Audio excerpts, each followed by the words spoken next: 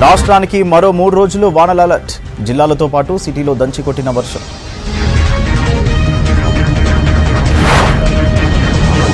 జర్నలిస్టులు హద్దులు దాటొద్దన్న రేవంత్. అర్హులైన అందరికీ ఇల్లు ఇస్తామని హామీ.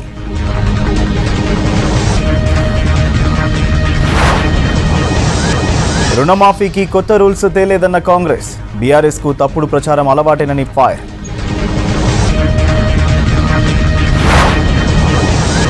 రైతుల్ని కాంగ్రెస్ మోసం చేస్తోందన్న Harish. Ease of doing rank పై కేటీఆర్ సెటైర్స్.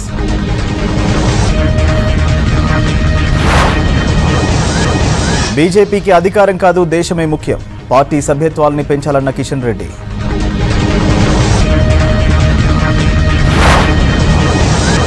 మాదాపూర్ దుండిగల్లో కబ్జాల కూల్చివేత. పేదల ఇండ్ల జోలికి పోమన్న రంగనాథ్.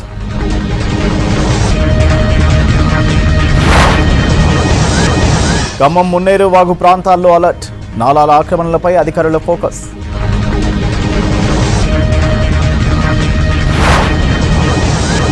ఏపీలో భారీ వర్షాలు. ఉత్తరాంధ్రపై ఎఫెక్ట్. విశాఖ, శ్రీకాకుళంలో రేపు స్కూళ్లకు సెలవు.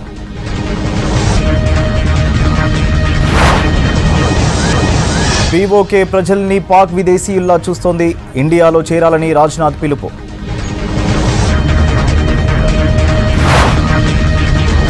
టీఎంసీకి ఎంపీ పదవికి జవహర్ రాజీనామా.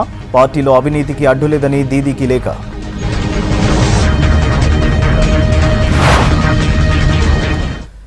రెండో రోజు ఖైరతాబాద్ మహాగణేష్ దర్శనానికి భక్తులు భారీగా తరలి వస్తున్నారు. రాత్రి సమయంలోనూ భక్తులు గణేష్ దర్శనం కోసం క్యూ లైన్లలో వెయిట్ చేస్తున్నారు. ఆదివారం కావడంతో సిటీ నలుమూలల నుంచి భక్తులు వేలాదిగా తరలి వస్తున్నారు. వినాయకుడి మంటపం దగ్గర ఉదయం నుంచి రద్దీ కంటిన్యూ అవుతోంది. గణపయ్య దర్శనానికి వచ్చే భక్తులకు షెడ్లు ఏర్పాటు చేసినా అవి సరిపోవడం లేదు. బడా గణేష్కు వచ్చే 3 దారులు భక్తులతో కిటకిటలాడుతున్నాయి.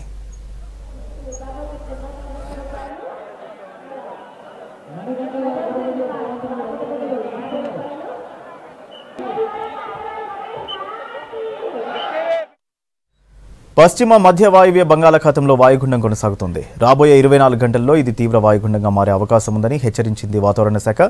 ఈ ప్రభావంతో తెలంగాణ రాష్ట్రంలో మరో 3 రోజుల పాటు విస్తారంగా వర్షాలు పడే ఛాన్స్ ఉందని చెప్పారు అధికారులు. కొన్ని జిల్లాల్లో భారీ నుంచి అతి భారీ వర్షాలు పడే అవకాశం ఉండడంతో ఆరెంజ్ అలర్ట్ జారీ చేసింది వాతావరణ శాఖ.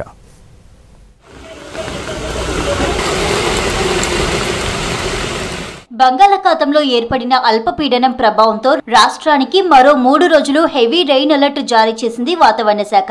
ఇవాళ రేపు పలు జిల్లాల్లో తేలికపాటి నుంచి మోస్తరు వర్షాలతో పాటు అక్కడక్కడ భారీ వర్షాలు కురిసే ఛాన్స్ ఉన్నట్లు తెలిపింది ఐఎండీ.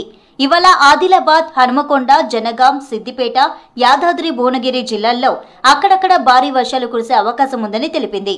దీంతో ఈ జిల్లాలకు ఎల్లో అలర్ట్ జారీ చేశారు వాతావరణ శాఖ అధికారులు.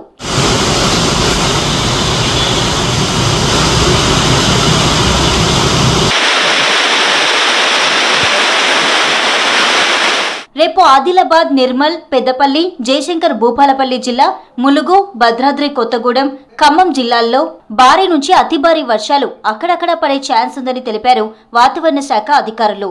ఇక కొమరంభీం, ఆసిఫాబాద్ జిల్లా, మంచిర్యాల, నిర్మల్, నిజామాబాద్, జగిత్యాల, రాజన్న సిరిసిల్ల, కరీంనగర్, పెద్దపల్లి, జయశంకర్ భూపాలపల్లి, ములుగు, భద్రాద్రి కొత్తగూడెం, ఖమ్మం, సూర్యాపేట, మహబూబాబాద్, వరంగల్, హనుమకొండ, జనగాం, సిద్దిపేట, యాదాద్రి, భువనగిరి, మెదక్, కామారెడ్డి జిల్లాల్లో అక్కడక్కడ భారీ వర్షాలు కురుస్తాయన్నారు. అలాగే ఈదురుగాళ్లతో కూడిన వర్షాలు పడతాయని హెచ్చరించారు.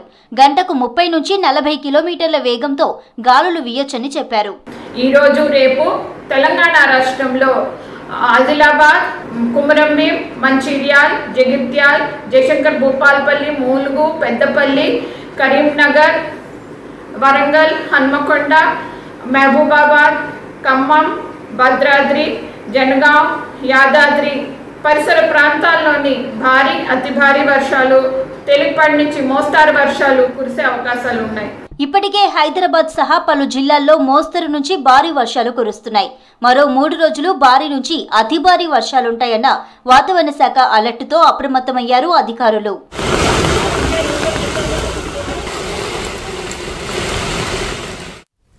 రాష్ట్ర వ్యాప్తంగా మోస్తరు నుంచి భారీ వర్షాలు కురుస్తున్నాయి. ఖమ్మం జిల్లాను భారీ వర్షాలు వణికిస్తున్నాయి. మున్నేరు వాగు ఉప్పొంగి ప్రవహిస్తుంది.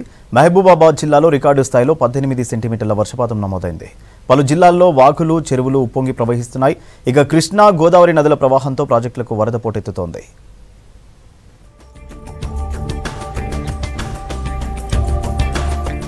రాష్ట్రంలో వర్షాలు కంటిన్యూ అవుతున్నాయి. హైదరాబాద్ సహా జిల్లాలను వర్షాలు వదలడం లేదు. హైదరాబాద్ వ్యాప్తంగా కూల్ వెదర్ కంటిన్యూ అవుతుంది. మధ్యాహ్నం కొన్ని ప్రాంతాల్లో మోస్తరు నుంచి భారీ వర్షం కురిసింది. సికింద్రాబాద్, కార్ఖానా, మారేడుపల్లి, బేగంపేట్, ప్యాట్నీ, ప్యారడైజ్ ప్రాంతాల్లో మోస్తరు నుంచి భారీ వర్షం కురిసింది. దీంతో పలు ప్రాంతాల్లో రోడ్లపై వర్షపు నీరు నిలిచిపోయింది. అలాగే ఎల్బీ నగర్, వనస్థలిపురం, హయత్ నగర్, నాగోల్లోనూ భారీ వర్షం పడింది. కుతుబుల్లాపూర్, జీడిమెట్ల, షాపూర్ నగర్, చింతల్లో కురిసిన వానలకు ముంపు ప్రాంతాల్లోకి వరద నీరు చేరింది.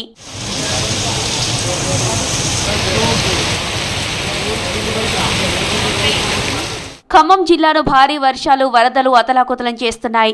రాత్రి కురిసిన వర్షానికి మున్నేరువాగు ఉప్పొంగి ప్రవహిస్తోంది. దీంతో ముంపు ప్రాంతాల వారిని సురక్షిత ప్రాంతాలకు తరలించారు అధికారులు. ఖమ్మం పట్టణంలోని చెరువు బజార్, తుమ్మలగడ్డ, హనుమాన్ గుడి ప్రాంతాల్లోని కాల్వలు పొంగి పొర్లుతున్నాయి. కాల్వలపై నిర్మాణాలు ఉండడంతో ఇండ్లలోకి వరద నీరు చేరుతోంది. కొనిచెర్ల మండలం తీగల బంజారా సమీపంలోని పగిడేరువాగు పొంగి పొర్లుతోంది. పల్లెపాడు నుండి ఏనుకూరుకు రాకపోకలు బంద్ అయ్యాయి. దాదాపు 12 గ్రామాలకు రవాణా వ్యవస్థ స్తంభించింది. వాగు దగ్గర బారికేడ్లు అడ్డంగా పెట్టి రాకపోకలు మళ్లిస్తున్నారు అధికారులు.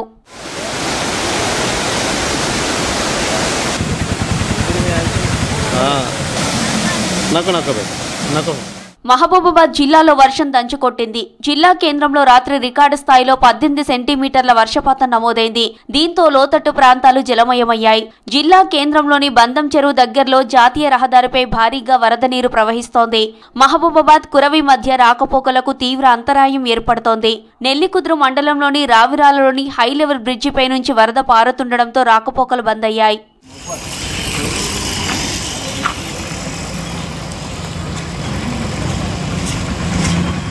వికారాబాద్ జిల్లాలో విస్తారంగా వర్షాలు కురుస్తున్నాయి.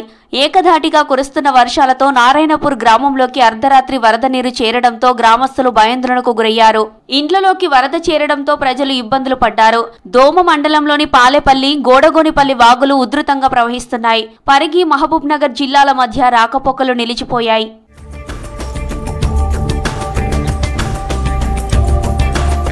వర్షాలకు మెదక్ జిల్లా టెక్మాల్ గ్రామంలో ఓ వృద్ధురాలు చనిపోయింది. వారం రోజులుగా కురుస్తున్న వానలకు గోడలు నానిపోయి ఇల్లు కూలిపోయింది. దీంతో ఇంట్లో నిద్రిస్తున్న మంగళి శంకరమ్మ మృతి చెందింది. ఈ ఘటనపై మంత్రి దామోదర రాజనరసింహ స్పందించారు. మృతురాలి కుటుంబానికి 2 లక్షల ఆర్థిక సాయం ప్రకటించారు.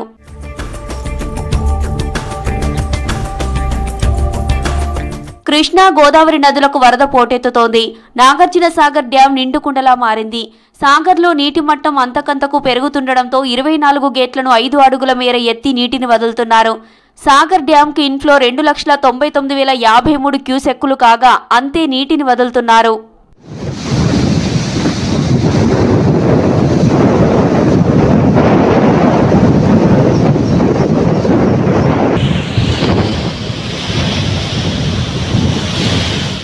జర్నలిజం వ్యవస్థలో భాగమని, వ్యవస్థలను కాపాడడమే ప్రభుత్వ లక్ష్యమన్నారు సీఎం రేవంత్ రెడ్డి. కొంతమంది జర్నలిస్టులు పార్టీ కార్యకర్తల్లా వ్యవహరిస్తున్నారని మండిపడ్డారు. నిజమైన జర్నలిస్టులందరినీ ప్రభుత్వం ఆదుకుంటుందని చెప్పారు. ప్రభుత్వాన్ని అప్రతిష్ట పాలు చేసే విధంగా ప్రతిపక్షాలు వ్యవహరిస్తున్నాయని ఫైర్ అయ్యారు మంత్రులు. టాప్ అచీవర్స్గా ఎంపికైన 17 రాష్ట్రాల్లో తెలంగాణ కూడా ఉందని తెలిపారు.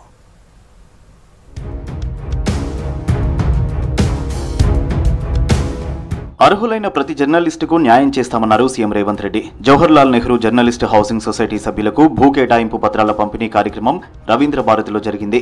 కార్యక్రమానికి CM Revanth Reddy chief guest గా హాజరయ్యారు. భాష విషయంలో కొన్ని పత్రికలు గీత దాటుతున్నాయని, ముఖ్యమంత్రి హోదాను అవమానపరిచేలా వ్యవహరిస్తున్నారన్నారు. నిజమైన జర్నలిస్టులను కాపాడుకోవాల్సిన బాధ్యత ప్రభుత్వంపై ఉందన్నారు. ప్రెస్ అకాడమీ కొత్త విధి విధానాలు తయారు చేస్తే కేబినెట్లో ఆమోదించే బాధ్యత తీసుకుంటానన్నారు రేవంత్. మరి పత్రికలకు, జర్నలిస్టులకు ఏ భాష రాయాలా, ఎలాంటి భాష వాడాలి, ఏ పదప్రయోగం, హోదాని బట్టి రేవంత్ రెడ్డి మీకు నచ్చకపోవచ్చు యాజ్ ఇండివిజువల్, కానీ Revanth Reddy is Telangana chief minister. Telangana chief minister అనే ఒక గౌరవప్రదమైన హోదా. ఆ హోదా మనమందరు ప్రజలందరూ కలిసి ఇస్తే వచ్చిన హోదా. ఆ హోదాని గౌరవించాల్సిన బాధ్యత పత్రికలకు కానీ, పత్రిక యజమానుల ముసుగుల్లో ఉన్న రాజకీయ పార్టీ నాయకులకు కానీ ఉండదా? వాళ్ళకి లేనప్పుడు మేమెందుకు పాటించాలా అనేది నా ప్రశ్న. అర్హులైన ప్రతి జర్నలిస్టును ప్రభుత్వం ఆదుకుంటుందన్నారు మంత్రులు పొంగులేటి, పొన్నం ప్రభాకర్. 1105 మంది జర్నలిస్టులకు 38 ఎకరాల్లో పేట్ బషీర్బాగ్ దగ్గర ఇంటి స్థలం కేటాయించారు. తమది మాటల ప్రభుత్వం కాదని చేతల ప్రభుత్వం అన్నారు పొంగులేటి శ్రీనివాసరెడ్డి. గత ప్రభుత్వంలో జర్నలిస్టులకు స్వేచ్ఛ అనేది లేదన్నారు. ప్రభుత్వం ఏ మంచి పని చేసినా బీఆర్ఎస్ విమర్శించడమే పనిగా పెట్టుకుందని ఆరోపించారు మంత్రులు. ఫేక్ జర్నలిస్టులను ఏరివేస్తామని హామీ ఇచ్చారు ప్రెస్ అకాడమీ చైర్మన్ శ్రీనివాసరెడ్డి. మాటలతో కాకుండా చేతలతో మీడియా మిత్రులకి వాగ్దానాలు ఏవైతే చేస్తున్నామో చేసి చూపిస్తామని ఆనాడు అనేక ఎన్నికల సభలో చెప్పిన మాట వాస్తవం. 18 సంవత్సరాల చిరకాల వాంఛ. ఈనాడు దీంట్లో సుమారు 1105 మంది సభ్యులు. పెద్ద కోటేశ్వరులు వీరంతా. కోటేశ్వరులని చెప్పడానికి మీ మంత్రిగా నాకు చాలా ఆనందంగా ఉంది. మనం మీరు అందరం కొట్లాడి సాధించుకున్న తెలంగాణలో మన ప్రభుత్వం ఏర్పడి కూడా దాన్ని మనం పరిష్కరించలేకపోయినాం. కానీ ప్రతిపక్షంలో ఉన్నప్పుడు రాష్ట్ర కాంగ్రెస్ అధ్యక్షుడిగా రేవంత్ రెడ్డి గారు పార్టీ తరఫున మీకు హామీ ఇచ్చి 2 సంవత్సరాలు ఈ అంశం పెండింగ్ లో ఉన్నప్పుడు కూడా మేము ఏర్పడ్డ మొదటి సంవత్సరంలోనే ఈ యొక్క సమస్యను పరిష్కరించి ఈ రోజు మీ అందరికీ కూడా ఆ యొక్క జటిలమైన సమస్యను పరిష్కారం చేసి మీకు అందజేస్తా ఉన్నారు. భారతదేశంలో ఎక్కడా లేని విధంగా మన రాష్ట్రంలో 24,000 అక్రిడేషన్స్ ఉన్నాయి. ఎక్కడికి వెళ్ళినా అనర్హులైన జర్నలిస్టులు అనేక మంది ఉన్నారని చెప్పి పదే చెప్తున్నారు. ఇది మనకు గౌరవం కాదు, వృత్తికి గౌరవం కాదు. అర్హులైన వాళ్ళందరికీ అక్రిడేషన్స్ రావాల్సింది, అనర్హులైన ప్రతి ఒక్కరిని తొలగించాల్సింది. ప్రతిపక్ష నేతలు రాష్ట్రాన్ని అప్రతిష్ట పాలు చేసేలా కుట్రలు చేస్తున్నారని ఫైర్ అయ్యారు మంత్రి శ్రీధర్ బాబు.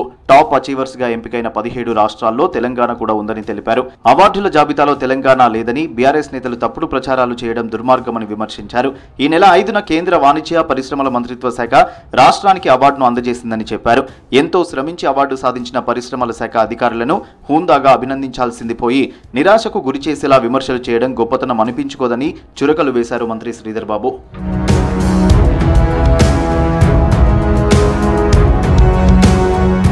నల్గొండలోని సంస్కార నగర్లో గణేష్ విగ్రహానికి ప్రత్యేక పూజలు చేశారు మంత్రి కోమటిరెడ్డి వెంకటరెడ్డి. 7 ఏళ్ల తర్వాత నల్గొండ కేంద్రంలో గణేష్ ఉత్సవాల్లో పాల్గొన్నానని చెప్పారు. ప్రజా సంక్షేమ పథకాలను ప్రజల్లోకి తీసుకెళ్లేలా పనిచేస్తానని అన్నారు. నల్గొండ జిల్లా కేంద్రంలో సావర్కర్ నగర్లో బొడ్డుపల్లి లక్ష్మి ఆధ్వర్యంలో 7 సంవత్సరాల తర్వాత మొదటి పూజ ఇక్కడ నిర్వహిస్తున్నాం. పోలీసులకు, రెవెన్యూ యంత్రాంగానికి కోరేది, ఎలక్ట్రిసిటీ డిపార్ట్మెంట్ కోరేది ఒకటేంది, మీ అందరికీ కూడా ఆదేశాలు ఇస్తున్నాం. ఎక్కడైనా ఎటువంటి ఇబ్బంది రాకుండా జాగ్రత్తలు తీసుకుంటూ 24 గంటలు కంటికి రెప్పలాగా అన్ని ఏర్పాట్లు చేయాలని మీకు అందరు కూడా విజ్ఞప్తి చేస్తున్నాం. రేపు CM Revanth Reddy Indian institute of handloom టెక్నాలజీని ప్రారంభిస్తారన్నారు వ్యవసాయ శాఖ మంత్రి తుమ్మల నాగేశ్వరరావు. చేనేత రంగానికి కొత్త పద్ధతులలో శిక్షణ ఇచ్చేందుకు హ్యాండ్లూమ్ టెక్నాలజీని ఏర్పాటు చేశామన్నారు. ఇప్పటి వరకు దేశంలో కేవలం 6 ప్రదేశాల్లో మాత్రమే ఈ ఇన్స్టిట్యూట్ ఉందని చెప్పారు.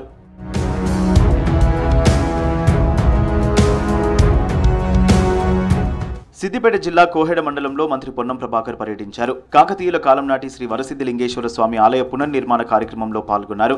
ఆ తర్వాత హనుమాన్ దేవాలయంలో ప్రత్యేక పూజలు చేసిన మంత్రి గ్రామంలోని పలువురితో ముచ్చటించారు. వరదలతో కెనాల్ కొట్టుకుపోయిన విషయాన్ని మంత్రి దృష్టికి తీసుకొచ్చారు స్థానికులు.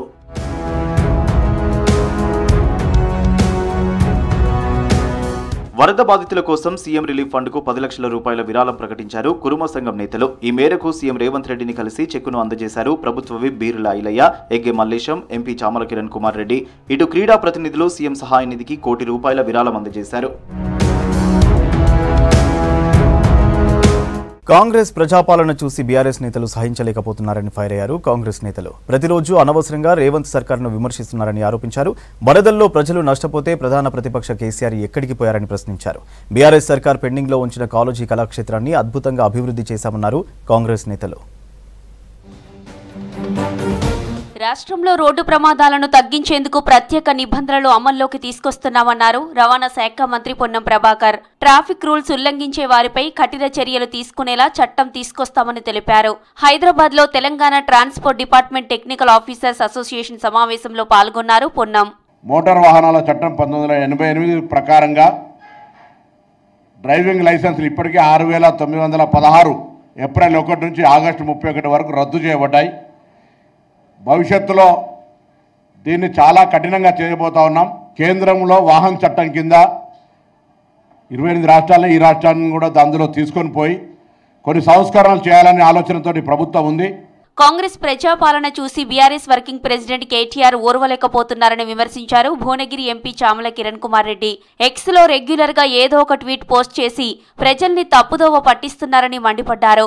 ఏదైనా ట్వీట్ చేసేటప్పుడైనా మాట్లాడేటప్పుడైనా సరైన నివేదికలు, గ్రౌండ్ వర్క్ ఏంటో తెలుసుకొని చేయాలని సూచించారు కిరణ్ కుమార్ రెడ్డి. గత 8 నెలలుగా కాంగ్రెస్ ప్రభుత్వాన్ని ఓర్వలేకుండా రోజు పొద్దున లేచి ఇంకా కాంగ్రెస్ పార్టీ అధికారంలో ఉంది, ఇంకా మేమే అధికారంలో ఉన్నాము అని కాంగ్రెస్ పార్టీ అధికారంలో ఉన్న విషయాన్ని జీర్ణించుకోలేక ఏదో ఒక ట్వీట్ పెట్టి ప్రజల్ని తప్పుదో పట్టియాలని చూస్తున్నట్టుగా కనపడుతుంది. అంటే బీఆర్ఎస్ ప్రభుత్వం ఉన్నప్పుడు జరిగినటువంటి కార్యాచరణ ఈ రిఫార్మ్స్ ని ఏదైతే 2022 రిఫార్మ్స్ ని తీసుకొని ఇప్పుడున్నటువంటి ఈ ఆర్టికల్ రావడం జరిగింది. రుణమాఫీపై సీఎం రేవంత్ రెడ్డి మాట నిలబెట్టుకున్నారనే ఆక్రోశంతో మాజీ మంత్రి హరీష్ రావు ఉక్కిరిబిక్కిరి అవుతున్నారని విమర్శించారు ప్రభుత్వ విప్ ఆది శ్రీనివాస్. వర్షాలతో నష్టపోయిన ఒక్క రైతును కూడా కేసీఆర్ ఎందుకు పరామర్శించలేదని ప్రశ్నించారు. బీఆర్ఎస్ హయాంలో వేల మంది రైతులు ఆత్మహత్య చేసుకుంటే ఒక్కరికి కూడా పరిహారం ఇవ్వలేదని ఫైర్ అయ్యారు ఆది శ్రీనివాస్. ₹1,00,000 రుణమాఫీ గొప్ప చెప్తుండ్రే, ఆ డబ్బు ఆనాడు వడ్డీకే సరిపోయిన సందర్భం మీరు మర్చిపోయి అడుగుతున్నా. ఈరోజు మా గౌరవ ముఖ్యమంత్రి రేవంత్ రెడ్డి గారు రైతు రుణమాఫీ చేసి తీరాల్సిందని ఇచ్చిన మాట కట్టుబడునని రుణ విముక్తిని చేస్తున్నాం. కొత్తగా రుణాన్ని తీసుకునేటువంటి కార్యక్రమం ఏర్పడేస్తున్నాం. ఈరోజు రైతుల కళ్ళల్లో ఆనందం కనిపిస్తుంటే ఈరోజు దుఃఖంలో మునిగిపోయినటువంటి పరిస్థితి హరీష్ రావు గారిది, కేటీఆర్ గారిది. కాళోజీ చరిత్ర గురించి బీఆర్ఎస్ మాజీ ఎమ్మెల్యే వినయ్ భాస్కర్ కు తెలియదన్నారు కాంగ్రెస్ ఎమ్మెల్యే నాయని రాజేందర్ రెడ్డి. కాళోజీ కళాక్షేత్రం తుప్పుపట్టి అమ్ముకునే పరిస్థితిలో ఉంటే తాము దాన్ని అద్భుతంగా నిర్మించామన్నారు. కాంగ్రెస్ ప్రభుత్వం అధికారంలోకి వచ్చాక సీఎం రేవంత్, మంత్రులు సీతక్క, పొంగిలేటిలతో మాట్లాడి 45 కోట్ల రూపాయలు రిలీజ్ చేయించి పనులు పూర్తి చేశామన్నారు. 2-3 నెలలు ఎలక్షన్లకే పోయినాయి. అయినా 5-6 నెలల్లో day and night flood lights పెట్టి కంప్లీట్ చేసుకుంటూ మేము చేసుకొని వస్తే ఇవాళ ఆయన మాట్లాడే మాటలకు మేము అక్కడ పార్లమెంట్లో కనుక ఇచ్చేది ఉంటే ఇక్కడ పట్టుకొచ్చి మేమే చేసినాం అన్నట్టు విధంగా మాట్లాడుతుంటే నవ్వు వస్తున్నది. ప్రజలు ఇంకా నమ్ముతారు అనుకుంటున్నాడు. ఇవాళ పెద్ద పెద్ద మాటలు చెప్తున్నారు ఉద్యమకారులు, కళాకారులు. ఇంత మంచి గౌరవప్రదమైన పేర్లు వీళ్ళు వాడుతుంటే, వీళ్ళ స్వార్థానికి వాడుతుంటే సిగ్గు అనిపిస్తున్నది. మాలలు ఐక్యమత్యంగా ఉండాలన్నారు చెన్నూరు ఎమ్మెల్యే వివేక్ వెంకటస్వామి. మాలల సమస్యల పరిష్కారానికి కృషి చేస్తానని చెప్పారు. మహబూబ్ నగర్ లో మాల ఉద్యోగుల ఆత్మీయ సమ్మేళనంలో పాల్గొన్నారు వివేక్. దేశంలో కులగణన జరగాలని చెప్పారు. జనాభా దామాషా ప్రకారం దళితులకు న్యాయం జరగాలని తెలిపారు. మీరందరూ కలిసి ఉంటే మేము వెనుక ఉంటాం, మీరు కలిసి లేకుంటే మేము కూడా వెనుక ఉండడం చాలా కష్టం. ఎందుకంటే 10 మంది కలిసి ఉన్నప్పుడు ఒక పెద్ద స్ట్రెంగ్త్ అవుతుంది. 10 మంది వేరే వేరేగా ఉన్నప్పుడు స్ట్రెంగ్త్ చాలా తక్కువైపోతుంది. పాలిటిక్స్లో రాజకీయాలలో ఉన్న నాయకులందరికీ కూడా మీరందరూ బలంగా ఉన్నప్పుడు మాకు కూడా ఆ బలం ఉంటుంది. మనం ఎవరు వ్యతిరేకంగా ఏం మాట్లాడటం లేదు, ఎవరు వ్యతిరేకంగా ఏం చేయటం లేదు. యాక్చువల్లీ వీళ్ళు ఏబిసిడి అన్నారు. నేను ముఖ్యమంత్రి గారికి అదే చెప్పినాను. సమాజంలో ఉపాధ్యాయుడిదే ఉన్నతమైన స్థానమన్నారు మంచిర్యాల ఎమ్మెల్యే ప్రేమ్ సాగర్ రావు. మంచిర్యాలలో ఏర్పాటు చేసిన గురు పూజోత్సవంలో పాల్గొని సర్వేపల్లి రాధాకృష్ణ చిత్రపటానికి పూలమాల వేసి నివాళులర్పించారు. ప్రధాని మోదీ పాలనలో జమ్మూ కాశ్మీర్లో అవినీతి పెరిగిందన్నారు NC chief Farooq Abdullah. Congress NC కూటమిని చూసి బీజేపీ భయపడుతోందన్నారు. తాము అధికారంలోకి వస్తే జమ్మూ కాశ్మీర్కు తిరిగి రాష్ట్ర హోదా తెస్తామన్నారు.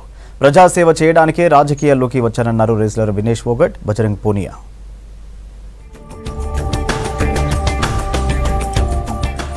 జమ్మూ కాశ్మీర్, హర్యానా అసెంబ్లీ ఎన్నికల్లో విజయమే లక్ష్యంగా కాంగ్రెస్ పార్టీ ప్రచారం చేస్తోంది. 2 రాష్ట్రాల్లోనూ పక్కా ప్రణాళిక ప్రకారం ముందుకెళ్తోంది. జమ్మూ కాశ్మీర్లో నేషనల్ కాన్ఫరెన్స్ తో కలిసి సీట్లు పంచుకున్న కాంగ్రెస్ 10 ఏళ్ల బీజేపీ అవినీతి పాలన, నియంతృత్వ విధానాలను ప్రజలకు వివరిస్తోంది. కూటమి అధికారంలోకి వస్తే జమ్మూ కాశ్మీర్కు మళ్లీ రాష్ట్ర హోదా తెస్తామంటున్నారు కాంగ్రెస్ నేతలు.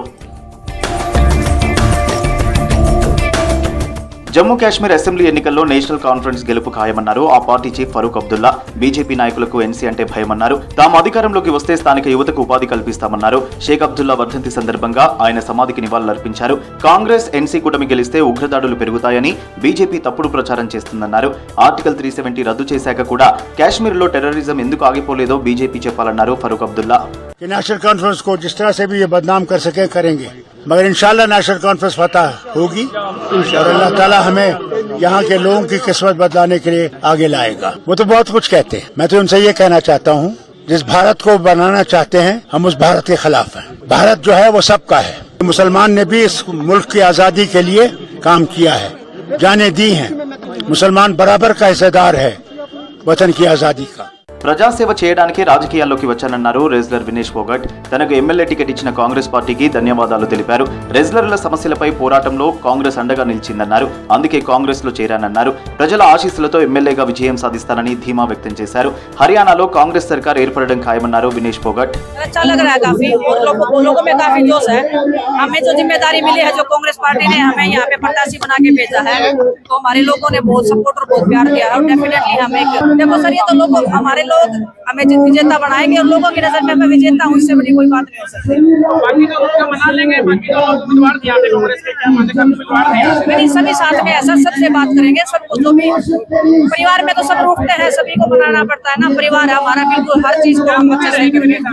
మోదీ పాలనలో రైతులు యువతకు అన్యాయం జరుగుతోందన్నారు కాంగ్రెస్ నేత రెజ్లర్ బజరంగ్ పూనియా. తాను ఓ రైతు బిడ్డనని, రైతు సమస్యల పరిష్కారానికి పోరాడుతానన్నారు. రెజ్లర్ వినేష్ ఫోగట్ తో పాటు తాను కాంగ్రెస్ లో చేరడంతో తమను దేశ వ్యతిరేక శక్తులుగా చూపించే ప్రయత్నం జరుగుతోందన్నారు.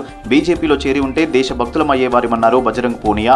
सबसे पहले हम खिलाड़ी हैं और जो जिम्मेवारी पार्टी ने मुझे दी है, क्योंकि मैं किसान का बेटा हूं, पहले भी किसान थे, और जो जिम्मेवारी दी है मुझे लगता है कि भाई मैं अपने किसान भाइयों के लिए जो आवाज़ पहले उठाता था अब और ज़्यादा मजबूती के साथ उठा सकता हूं। जो उनकी समस्याएं हैं उनको हम सोल्व करने का पूरा अपनी तरफ से प्रयास करेंगे और बिल्कुल उनके साथ कंधे से कंधा मिला के काम करेंगे। देखिए वो दिक्कत ब्रजभूषण को और पूरी बीजेपी को है कि क्योंकि अगर हम बीजेपी में जाते तो हम देशभक्त हो जाते। హర్యానా అసెంబ్లీ ఎన్నికల్లో కాంగ్రెస్ తో పొత్తుపై చర్చలు కొనసాగుతున్నాయన్నారు ఆప్ నేత రాఘవ్ చద్దా. మరో 2 రోజుల్లో చర్చలు కొలిక్కి వచ్చే ఛాన్స్ ఉందన్నారు. ఏ పార్టీకి ఎన్ని సీట్లో ఇప్పుడే చెప్పలేమన్నారు. ఇవి బులెటిన్ అప్డేట్స్.